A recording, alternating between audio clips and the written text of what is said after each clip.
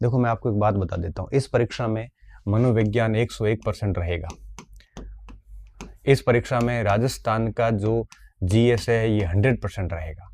इस परीक्षा में शिक्षण विधियां आपकी 101% रहेगी। इस परीक्षा के अंदर आपके अगर L1 के स्टूडेंट है तो आपके वो पर्यावरण का जो भाग है वो 100% रहेगा। अगर आप L2 के स्टूडेंट है तो डेफिनेटली आपके जो विज्ञान का भाग है वो, या फिर आपके सामाजिक है तो सामाजिक का भाग 101% रहेगा। ठीक है, तो अब आप ये समझ लीजिए कि आप अभी भी यही पढ़ रहे हैं, क्योंकि देखो अगर आप रीड के हिसाब से पढ़ रहे हैं तो यही 5 पोर्शन पढ़ रहे हैं, लैंग्वेज एक्स्ट्रा पढ़ रहे हैं।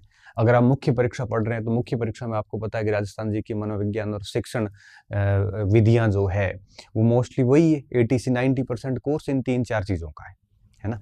तो आप यही पढ़ रहे हैं ना, इसमें भी यही होगा, कुछ भी एक्स्ट्रा नहीं होगा। अब प्रणालियां इधर उधर हो सकती है लेकिन अंदर के पाठ्यक्रम सेम होते हैं।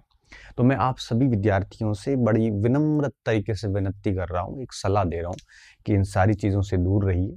ये अखबारी खबरों से भ्रमित ना हो कि आप लोग अपने मनोविज्ञान को बढ़िया से तैयार करके रखें। आप अपने राजस्थान के जनरल स्टडी जो है, जिसमें राजस्थान का इतिहास, संस्कृति, राजस्थान का भूगोल, पॉलिटी, ये सब ज़बरदस्त तैयार करके रखें। आप अपने टीचिंग मेथड्स हैं, चाहे वो हिंदी के हो, चाहे इंग्लिश के हो, चाहे पर्यावरण के हो, चाहे आप अपने विषय के विज्ञान के हो, चाहे सामाजिक के, वो बढ़िया से पढ़ के रखें। आप L1 के हैं तो पहली से 5वीं तक की जो किताबें हैं उनके सिलेबस टॉपिक को और एडवांस रूप से तैयार करके रखें। अगर आप L2 के हैं तो इनके साथ साथ में आप अपना विज्ञान और सामाजिक विज्ञान जो है ये 10वीं 12वीं तक की किताबों तक का बढ़िया से तैयार करके रखें, तो निश्चित तौर पे आपका ये सिलेबस तैयार हो जाएगा। फिर जैसे ये नया पैटर्न आएगा कि एक ही दिन में 2 पेपर करवा के अध्यापक भर्ती समाप्त हो जाएगी, वो शानदार पैटर्न आएगा।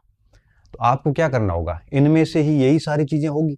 अब कुछ एक्स्ट्रा कोई 5-7 पार्ट होंगे तो ये तो सब तैयार होंगे, एक्स्ट्रा वाली लिस्ट बना के वो बाद में तैयार कर लेना। और ये तो होता है, तो मैं तो मानता हूँ कि बहुत शानदार हो रहा है।